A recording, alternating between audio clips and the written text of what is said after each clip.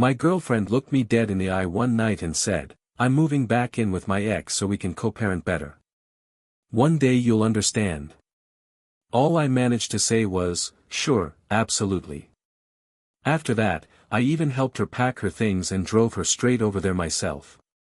But before I left, I slipped something into their mailbox that had her ex tossing her out in less than 2 days. For context, I'm a 36-year-old guy, and I've been with Lena, who's 33, for a little over 2 years. She already had a daughter, Sophie, 6 years old, from her past relationship with Owen, who's 35. That little girl meant the world to me.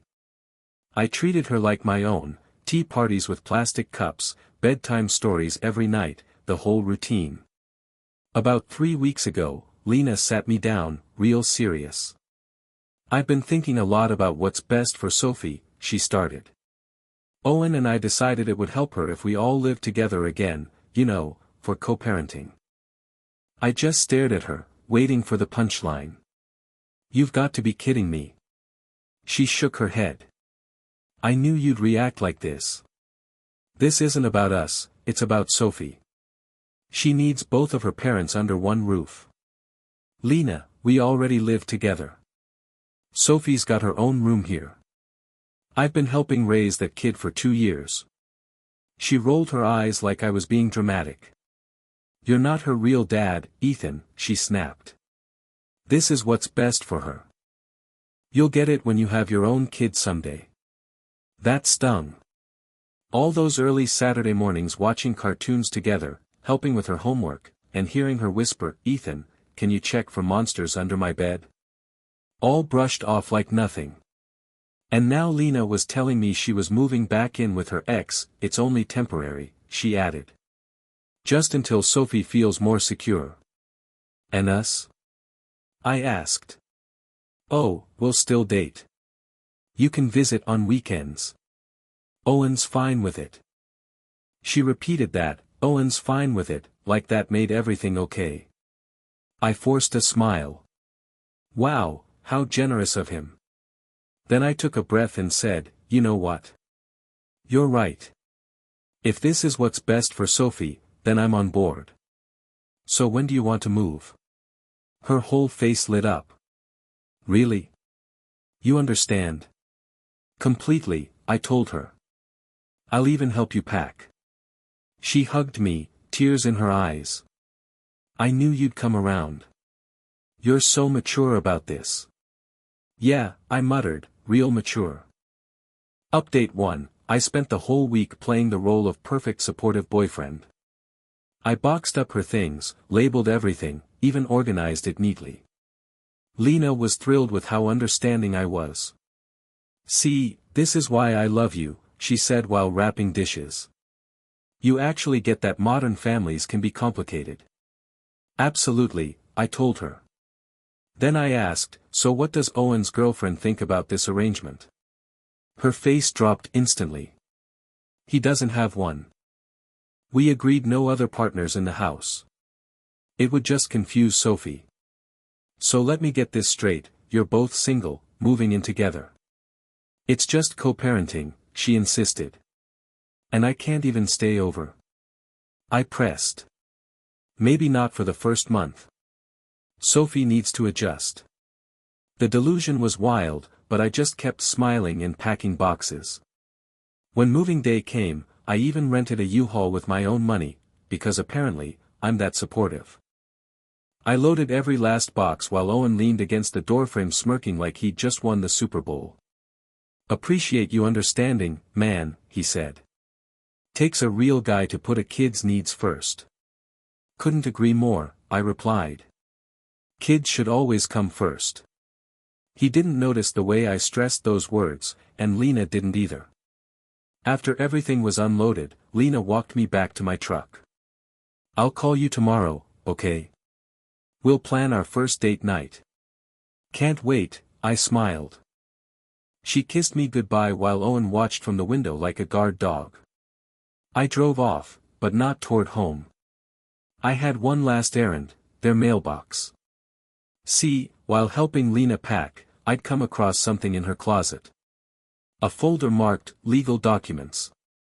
Being the helpful guy I was, I made sure it got packed safely, but not before I ran some copies. A lot of copies. The divorce custody agreement was enlightening. Turns out, living with a romantic partner had serious consequences for child support payments. And the financial disclosure forms showed Owen owed over $18,000 in back support. But that wasn't even the best part. The real jackpot was a stack of printed text messages between Lena and Owen from just last month. Seriously, who prints out their texts? Anyway, those messages spelled it all out. They were planning on getting back together, but wanted to keep me around for my wallet. Since I'd been paying half her rent and buying Sophie's school supplies, I guess I was convenient.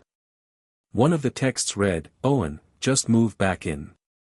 We'll figure out the Ethan situation later. He's too useful right now. He already paid for Sophie's dance classes for the year."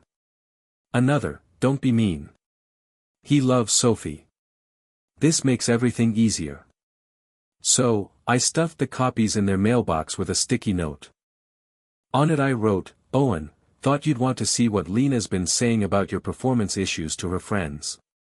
Oh, and Vanessa, your ex-wife, might also like to know about that unpaid child support. Already sent her copies. Good luck living with your new roommate. Ethan." The performance issues? Yeah, I made that part up. But cheaters are paranoid, always wondering what else might get out. The next morning, my phone blew up. "Lena, what did you do?" she screamed. "Good morning to you too," I said calmly. "So, how's co-parenting going?" Turns out Owen was absolutely losing his mind. Lena called me in a panic. "He says you sent him something. He won't tell me what it was, but now he wants me out today." I played it cool. "That's strange. All I did was drop off some paperwork I found while I was packing. Thought it might matter." She snapped back, "What paperwork?" "Oh, just a mix of things, legal documents, some text messages." Honestly, Lena, you really ought to be more careful with private stuff like that. There was dead silence. Then she shot at me, "You went through my things." I was boxing them up. "You asked me to pack everything, remember? I wasn't snooping, I was just thorough." "Those were private." "Were they?" "Because Owen seems very interested in them now." She hung up. 10 minutes later, my phone buzzed again. She was crying this time. "He's threatening to take me to court. Says I violated the custody agreement. By moving in with him?" I asked. "No, by planning to keep dating you while living with him. Apparently that's considered cohabitation with a romantic partner." I gave a sarcastic little sigh. "Wow. Who could have guessed?" "You did. You knew and you set this up on purpose." "I did what? Share information? I thought co-parents were supposed to have full transparency. Isn't that what you always told me?" She started screaming about betrayal and trust, so I ended the call. A few minutes later, Owen rang me up. "You think you're clever," he barked. "I think I'm single," I told him. "My ex just moved in with her ex. How's that working out for you? She played you for 2 years, man. And she's been playing you even longer. Did you know she told her friends about that night you broke down crying after you couldn't perform?" No, she told me she never said anything. Check the screenshots I left. Page 3. There was no page 3. But paranoia? That's a beast. "I'm kicking her out," he muttered. "That's between you two co-parents," I said. "I'm just the guy who helped his ex move. Have a great day." But the real explosion didn't come from Lena or Owen. It came from Vanessa, Owen's ex-wife. She'd gotten the package I sent, the one with proof of his unpaid child support and screenshots of him bragging to Lena about hiding income. She called me that afternoon. "Is this real?" "Every word." Check the metadata if you don't believe me. $18,000.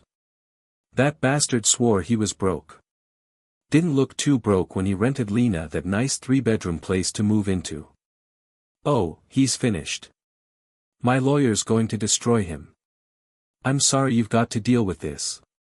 Don't be sorry. You're a damn hero. That money belongs to my kids' college funds. Update 3, Lena's world fell apart faster than a house of cards in a hurricane. First, Owen threw her out after stumbling on evidence I never actually left. His paranoia convinced him she'd been feeding me all his secrets. She hadn't, but guilty people always assume everyone else is guilty too. A couple days later, she showed up at my door with her car packed to the roof. Please, I need somewhere to stay. Just for a few days. What happened to co-parenting? I asked. He's being ridiculous. He thinks I told you about his private stuff. Did you? No. Well, maybe I mentioned 1 or 2 things, but nothing serious. Sounds like a trust problem between co-parents. Not really my issue. Ethan, please. I have Sophie with me. That stung. I loved that kid. But I held the line. You've got parents. You've got friends. You made your choice. I chose what was best for Sophie. No, Lena, you chose to use me as a wallet while you planned to crawl back to your ex. I saw the texts. Her face went pale. Those were out of context. Oh yeah. He's too useful right now. What context makes that sound better? She broke into ugly crying. Sophie was watching from the car, and my heart sank for her. But I knew letting Lena back in would only make things worse for that little girl down the line. There's a motel 2 miles away, I told her. They've got weekly rates. You're really going to do this to Sophie? No, Lena. You did this to Sophie when you decided to play games with the adults in her life. Don't dump this on me. She left in tears, then jumped straight on social media. Posted about how men punish kids for adult problems, how fake fathers show their true colors. My response was short and sweet. I reposted the screenshot of her and Owen calling me a sucker with the caption, "When you find out you were just a wallet with legs." Public service announcement, fellas, trust your gut. Her post disappeared within the hour. Update 4, the legal mess was almost entertaining to watch from a safe distance. Vanessa's lawyer filed an emergency motion over the back child support. The judge was not impressed with Owen's little game of hiding income. He gave him 30 days to pay the full $18,000 or spend time in jail. Desperate, Owen tried to argue Lena owed half since she'd been benefiting from the setup. The judge actually laughed. Sir, you cannot retroactively make your girlfriend responsible for your child support. Meanwhile, Lena's custody case started falling apart piece by piece. Ever since she dragged Sophie out of the stable home we'd built together, first to Owen's place, then into some rundown motel, the court decided her living situation was too shaky to be trusted. Not long after, she called me in tears. They're giving Owen primary custody. Then, like clockwork, the blame game started. This is your fault. I shot back, how exactly is your poor planning somehow my responsibility? If you hadn't left those papers lying around, if you hadn't tried to play everyone against each other, none of this would have blown up like it did. All I could say was, I was just trying to do what I thought was best for Sophie. But she didn't let up. No, you wanted to have your cake and eat it too. And now you're choking on the crumbs. As sharp as her words were, the moment I found true satisfaction came from a completely unexpected place. Sophie's school counselor reached out to me one afternoon. Mr. Ethan, Sophie's been asking for you. She's allowed to write letters if you're comfortable receiving them. Hearing that nearly split my chest open. Of course, I'd love to hear from her. The first letter showed up just yesterday. Dear Ethan, Mom says you don't love us anymore, but I don't believe her. Do you still remember our secret handshake? I miss our pancake Saturdays. Love, Sophie. I sat down right away and wrote her back, keeping everything appropriate and making sure her counselor got a copy. Dear Sophie, I'll always care about you. I remember our handshake like it was yesterday. Life changes sometimes, but the memories we made never fade. Keep being the awesome kid you are. Your friend, Ethan. When Lena found out about those letters, she lost her mind. She called me, absolutely screaming, accusing me of undermining her parenting. I reminded her, you moved back in with your ex to try and ruin what I had, while I'm just exchanging simple, appropriate letters with a child I helped raise for 2 years. See the difference? And then came update 5, the grand finale, brought to me courtesy of Lena's own entitled choices. Since she'd been relying on my income and couldn't manage a decent place on her own, she ended up moving back in with her parents. They weren't exactly thrilled to have their 33-year-old daughter and her little girl squeezed into their retirement condo. Her dad, Frank, eventually gave me a call. Ethan, what the hell happened? Lena's saying you sabotaged her co-parenting arrangement. Frank, did she mention that she planned to date me while still living with her ex? There was a pause. What? Or did she happen to bring up the texts where they called me a sucker for paying all her bills? She told me those were just jokes. I didn't stop. Did she also leave out the part where she told me I'd never be Sophie's real father, after I'd been raising that little girl for 2 straight years? There was a long silence on the line. No, she didn't say any of that. I've got the screenshots if you want proof. Send them. So I did. An hour later, Frank called me back. I'm sorry, Ethan. We didn't raise her to be like this. I told him, this isn't on you, Frank. You were good to Sophie, and honestly, you were good to Lena too. She just got greedy. Yeah, he admitted quietly. From what I've heard since then through mutual friends, Owen had to sell his house just to cover back child support and the legal fees he racked up. Once the court discovered his hidden income, he only got supervised visitation. Lena managed to get Sophie back, but she's stuck living under her parents' roof indefinitely. She's working 2 jobs now just to scrape together enough money for a lawyer to try for full custody. And meanwhile, she tells everyone who'll listen that I'm some narcissistic abuser who twisted the whole situation to my advantage. Once the screenshots made their way around, nobody believed a word Lena tried to spin. Then, just last week, I got a final text from some unknown number. You destroyed my life over pride. I hope you're happy. I replied, I'm not happy, and I'm not unhappy either. I'm indifferent. You made choices, and those choices came with consequences. All I did was make sure the right people found out. She shot back, Sophie misses you. Yeah, I answered, that's manipulation, and you know it. It's true, though, she insisted. Then maybe you should have thought about that before treating me like a human ATM while planning your little reunion with Owen. I never loved him. I love you. No, Lena, you loved what I provided. There's a difference. Please, can we talk? We just did. Now lose this number.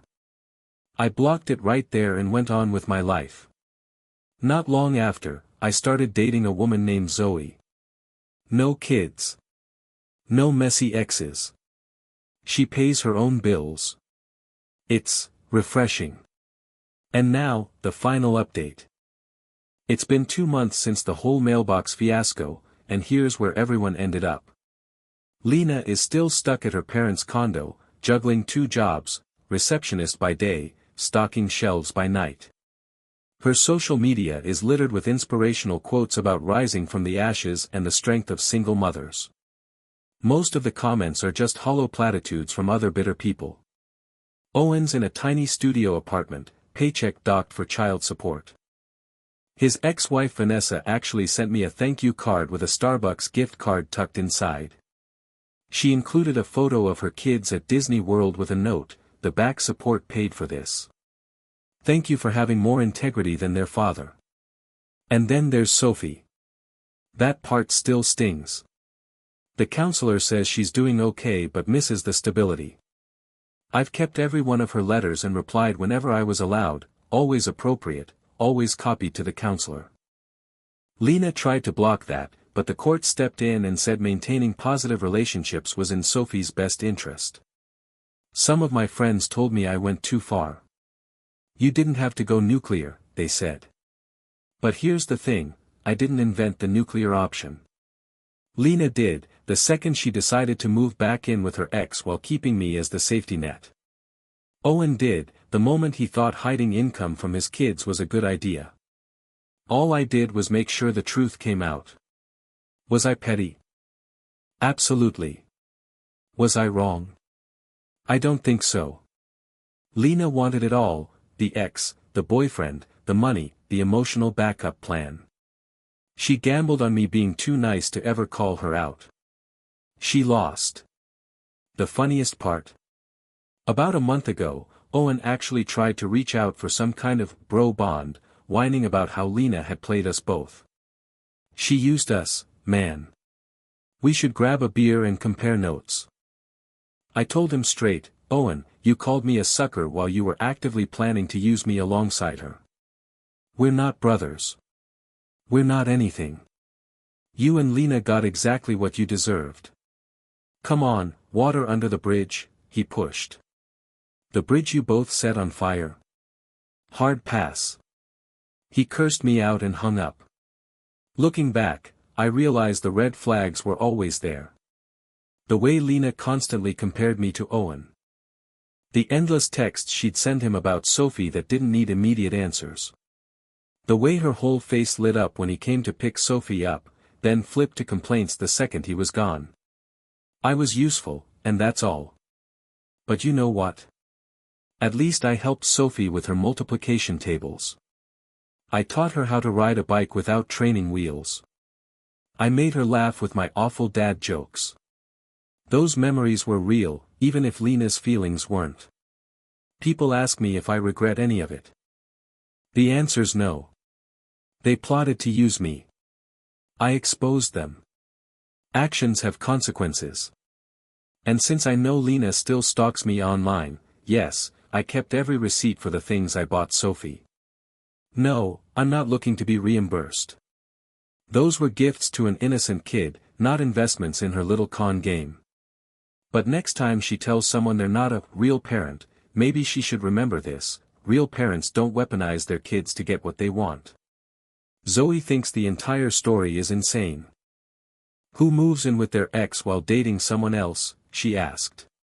Someone who thought they found a sucker, I told her. Did they?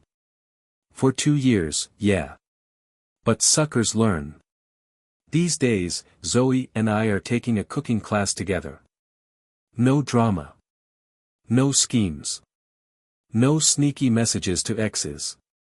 Just a normal, boring, healthy relationship. And honestly, it feels nice.